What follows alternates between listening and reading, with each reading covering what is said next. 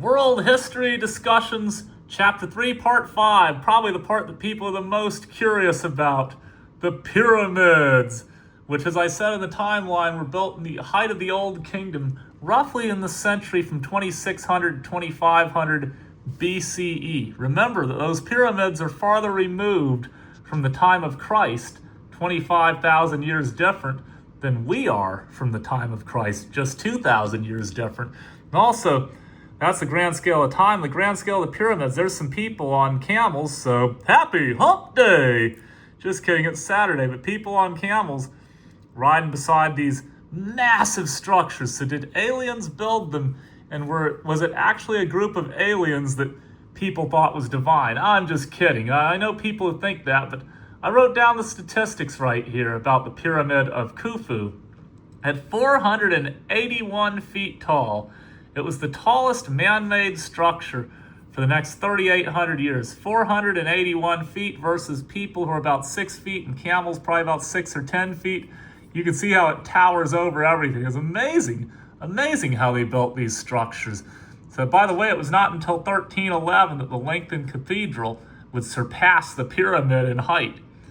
And so pharaohs were considered their most powerful in the archaic and old kingdoms. Again, ancient aliens, anybody? It seems like even though a little over 1,000 years later, New Kingdom Egypt was the most imperialistic, nonetheless, the pharaohs, even in the New Kingdom, when they controlled so much of the surrounding lands, were not nearly as powerful as the pharaohs in the Old Kingdom when Egypt was more or less isolated on the Nile River.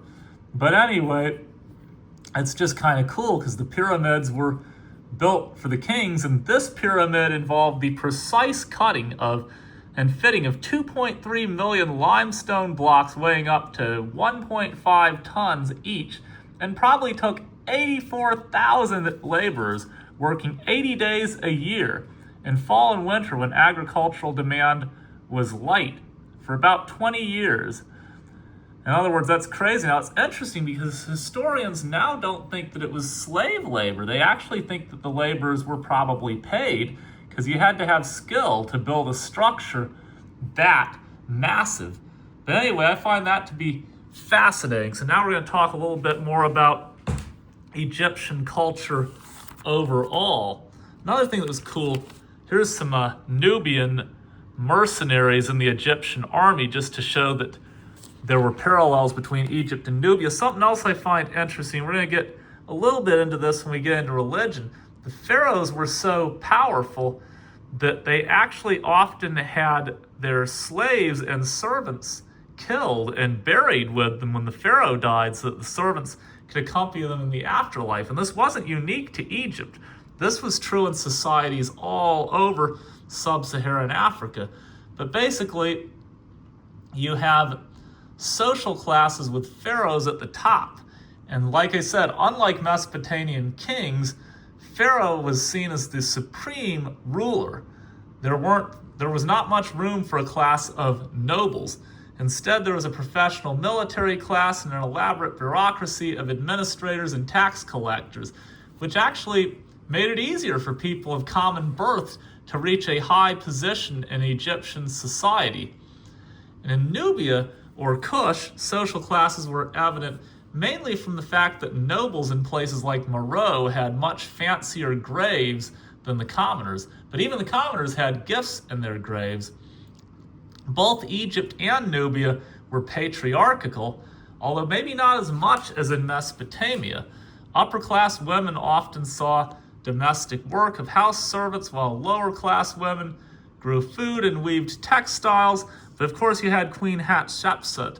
But even Hatshepsut had to basically pretend to be a man, had the classic Egyptian beard. She ruled only for 15 years, co-ruling with her stepson Thutmose III, who was the great imperialist of imperial Egypt. But she ruled alongside him from 1473 to 1458 BCE. Kush actually had many female rulers, unlike Egypt, so that was interesting. And then both Egypt and Kush had a lot of female priestesses. I already talked about bronze and iron, but it's interesting because in the last chapter we talked about the Bronze Age versus the Iron Age. and how the Hittites were the first to get iron weaponry. And then when the Hittites collapsed and the Bronze Age collapsed, 1200 BCE, and as we just saw, the New Kingdom of Egypt went into decline about 1070 BCE, then the Hittites lost their monopoly on iron, and iron diffused to places like Assyria. Now, interestingly enough, this is where sub-Saharan Africa comes in. I'm just showing you this map, even though we're not to the Bantu migrations yet, because there were all sorts of iron ores in sub-Saharan Africa. And so basically, large-scale production of iron developed independently in the knot culture of modern Nigeria. We're talking way over here. And see that Gulf of Guinea? Remember we talked about the Phoenicians and how they sailed as far north as England, but also as far south as the Gulf of Guinea. They got south of the Sahara. That was the Phoenicians between 1200 and 800 BCE. They're not in this chapter, but I just thought I'd put that reference in there. But basically, knot culture was in modern-day Nigeria. And we're going to get into the Bantus later. I'm jumping ahead right there kind of by accident. But iron ores were plentiful in Africa and in the Great Lakes area, which is this area around Rwanda, Burundi, Uganda, Lake Victoria, Lake Tanganyika. And then, of course, by 500 BCE, Meroe itself in Kush had become a major site of large-scale iron production. You also had lots of trade. And so you got these boats going up and down the Nile. There was a kingdom of Punt that I hadn't really mentioned in the timeline. It was around probably modern-day Somalia or Ethiopia on the Red Sea. And the kingdom of Punt and the old kingdom of Egypt traded quite a bit as well. You got like gold and ivory and all that from sub-Saharan Africa and traded it for grains and Egyptian goods. And in order to get over to the Red Sea, there were donkey caravans that would take people through this narrow area, and then the Egyptians could sail through the Red Sea and trade over here with places like the kingdom of Punt. And so basically you also had, I mentioned Phoenicia, aka Lebanon. The Egyptians also traded cedar because being in the desert, Egypt didn't have a lot of wood. And so, yeah, finally we're going to talk about writing. I know I'm going through all these cultures really quickly. We got writing, which started at about 3200 BCE and probably diffused from Mesopotamia. Hieroglyphics is Greek for holy inscriptions. I don't see any here, but it was often in temples and pyramids and holy sites. And that's why they call it that. But there was another more common writing for common Egyptians called hieratic, because hieroglyphics were often cumbersome. And so common people wrote in hieratic, and this writing stayed around for about 3,000 years until around 600 CE, which is interestingly enough around when the Arab Muslims conquered Egypt. But this is also around when the Greek alphabet replaced hieratic. Now I'm getting you prepped for China, because China is the only country of these river valley civilizations that still uses a descendant of its thousands and thousands of characters original language, both in Mesopotamia and Egypt. The cuneiform of Mesopotamia and the hieroglyphics and hieratic of Egypt were displaced by alphabetic script, which is much more simple. Anyway, finally, religion, which kind of goes back to our catchy opener. You had religion, the pyramids, but these were some of the Egyptian gods. I'm just going to go through them really quickly. Ammon, the Theban sun god, and Re, the god of Heliopolis, which was basically right there on the Mediterranean, opposite side of the Nile Delta from what's now Alexandria, but you get the point.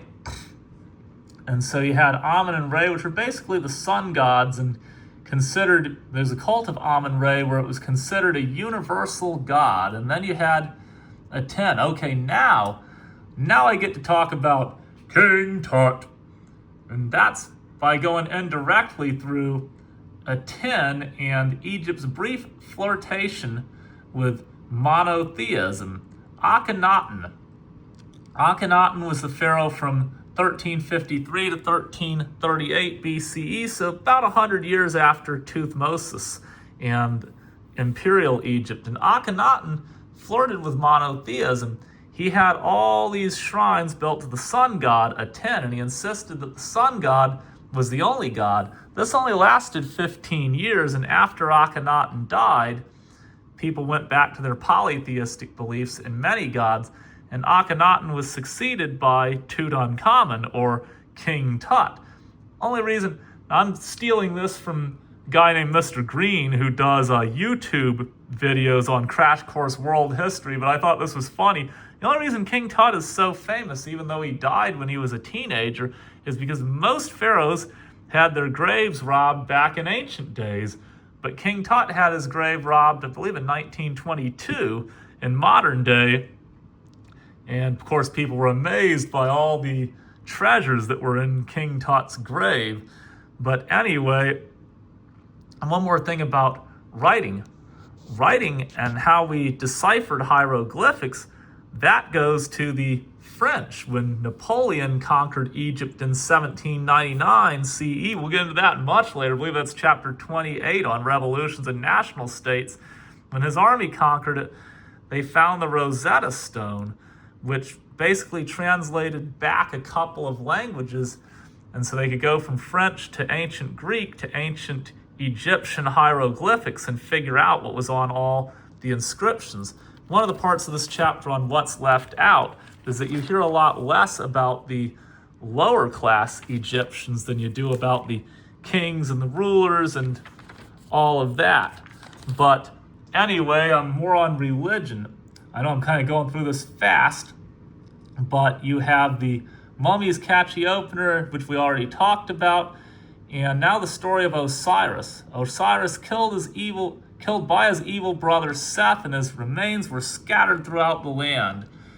And meanwhile, his wife picks up the remains and puts him back together, and the gods reward him with eternal life, but he has to be the leader of the underworld, and he weighs hearts. Heavy hearts weighed down are destroyed, but pure hearts get eternal life. Well, I like that a lot better than the Christianity and their belief in like eternal torture and stuff in hell. There's no such thing here. If you're bad, you die. There's my creepy cow nightmare again. The mummy god leading a soul in to be judged by Osiris and have his heart weighed against a feather. Nubian religion is way less known than, say, Egyptian religion, but they had a god of war, Apidamak, and they also had Sebi-Maker, which was the creator god or the divine guardian of human devotees. There's Sebi-Maker, a shrine to that god. Gold tomb of Meroe dating to about 200s CE. And a lot of people said that Sebi-Maker was basically the Nubian equivalent to the Egyptian sun god Amun-Re. But eventually, Nubia, as I said, after 591 BCE, charted its own course. So Nubian religion is way less known than Egyptian religion, but they definitely shared some gods, and Egyptian gods often joined Nubian gods in the pantheon. So I know there's a lot of stuff about culture and stuff, and that was cool. I just wanted to go through it. As you know, I love the timeline, the maps, and the dates, and all of that. But I got one more part of this chapter now that we've talked about Egypt and Kush, and that is Sub-Saharan Africa as a whole. And that'll be our final discussion on world history, chapter 3, coming up next.